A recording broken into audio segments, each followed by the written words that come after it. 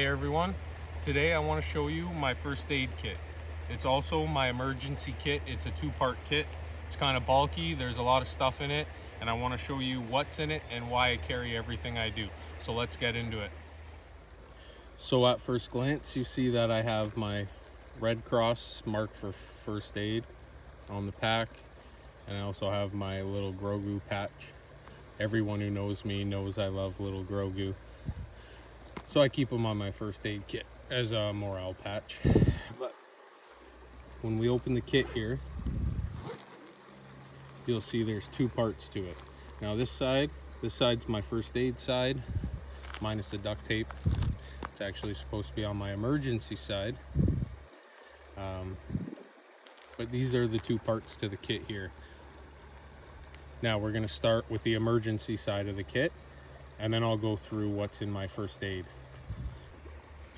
Looking at the emergency side of the kit, you see various items, and we're going to go through them one by one. So the loose one is 1-inch wide Gorilla Tape. It has 101 uses. I couldn't begin to start telling you what it's for. Real handy to have. I think everybody should carry a little bit of duct tape or Gorilla Tape in their kit. Now to start over here, I won't pull out things I don't need to, but this is just a orange bandana. Can be good as an arm wrap, a bandage, filtering water if you need to. It's orange. I try to keep everything in my kit that I can orange for the emergency part because it's easy to see, so if it drops on the ground, you shouldn't have too much trouble finding it. So there's a bandana.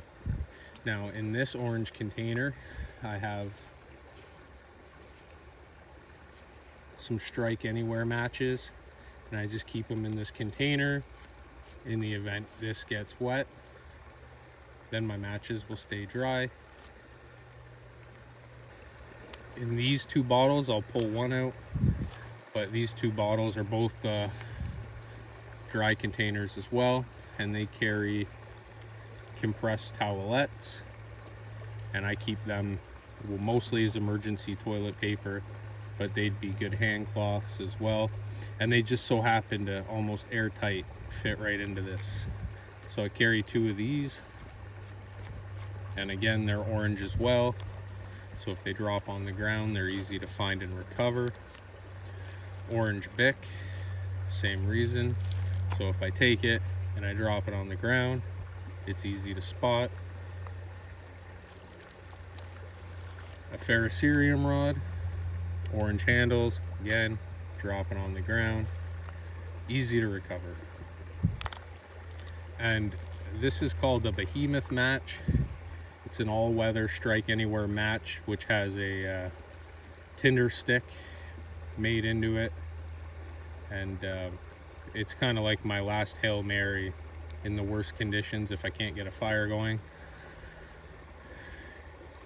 And then I have this, and underneath I have a space blanket. It's a large space blanket. I won't pull it out, but you know it's there.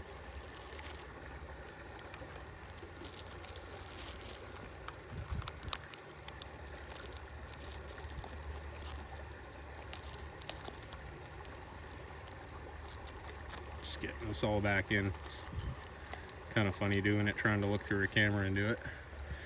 And then here I have a little cheapy Silva compass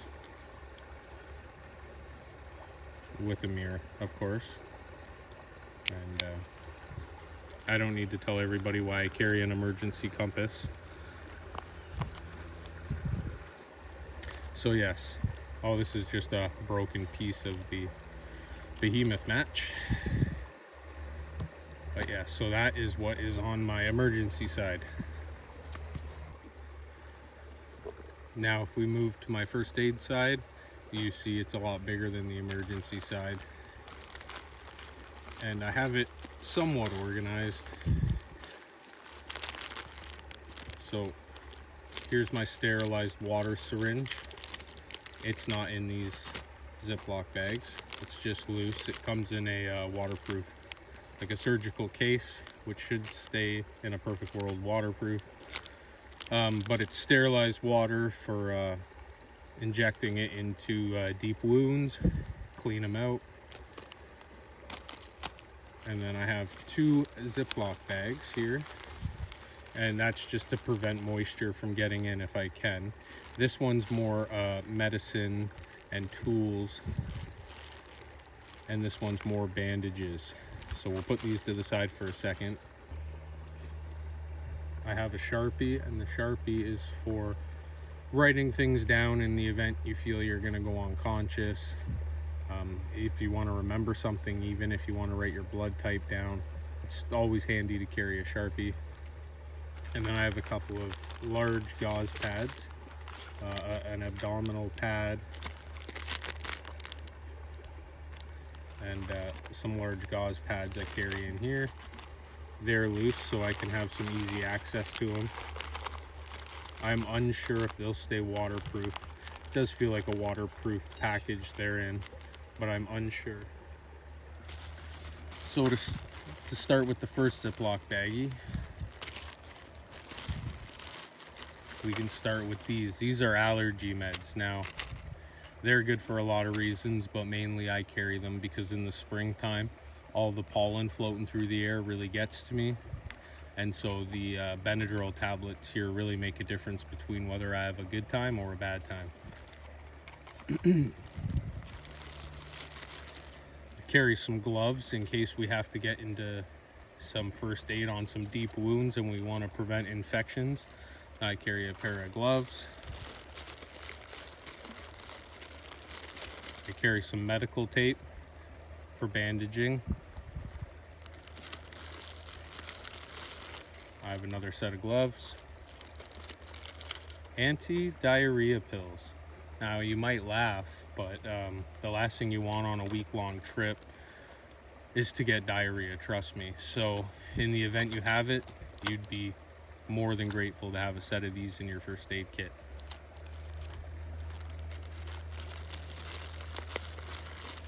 Some Advil.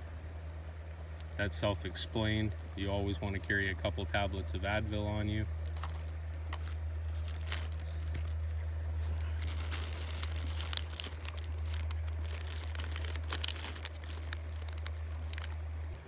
Here I have some stomach relief. Also not a bad idea for its size to carry a few of those. Doesn't happen too often for me, but it's happened once or twice and I've been happy to carry these. There's 2 in a package, these small singular packages.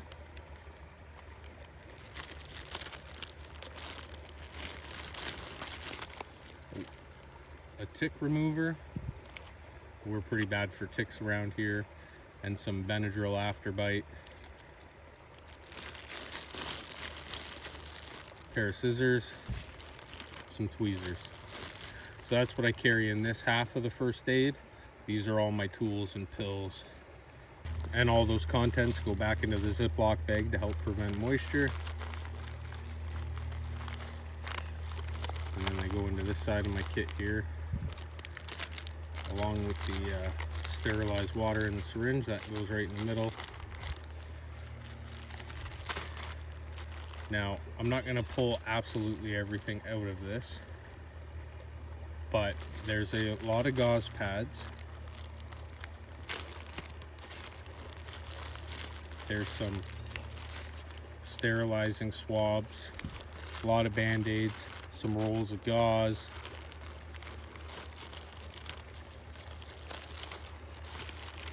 go to this side. I have a lot of sanitizing wipes.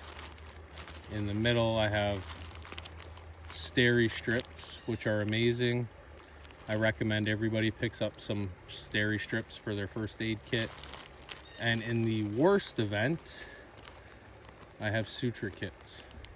Now, I'm not a professional and I don't even have a lot of experience in suture, but you know, if I'm bleeding profusely and helps a long way away, I'm willing to give it a go to try and stop the bleeding and save my life or someone else's. So these are all just various bandages, and again, they go into this Ziploc bag. Try and keep them dry, prevent moisture from getting in as much as possible. and then they just go into this side of my kit too.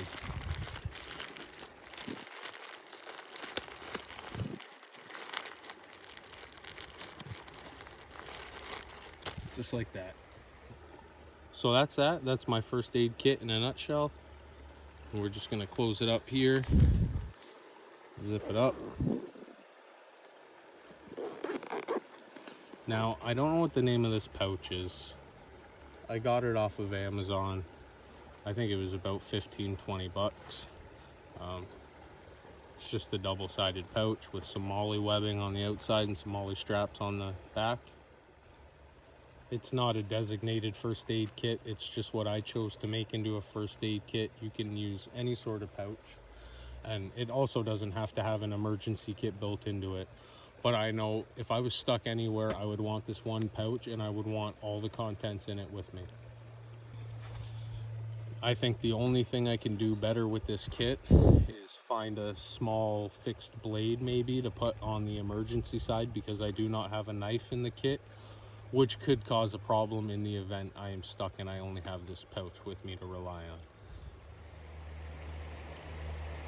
All right, everyone, that's it for my first aid kit. I hope I taught you something. I hope you picked up some tips on what to do with your first aid kit. If I forgot something or you think I could add something to this kit to make it better, I already know about the knife, but let me know in the comments. I appreciate the input, and it helps me grow my kit, and hopefully showing you this helped you build your kit.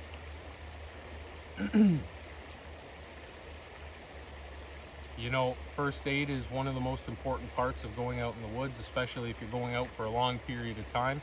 You want to make sure you have some emergency gear, the redundancy of my fire lighting methods. We all know fire lighting is very important. Fire gives you warmth, it gives you security, it gives you cooked, safe food. So I don't play around. I want to have a redundancy of ways to light a fire in the worst cases, along with all my other emergency gear. And then I can't begin to tell you the importance of first aid, from little cuts to big slashes, big stabs, big accidents happen. And first aid's very important for that, because even a small cut could turn into a big deal if it gets infected. You want to be able to take care of it, take care of it quick, keep it clean. But most of all, make sure you're looked after. Anyways, I hope you guys enjoyed the video. Till next time, see you later.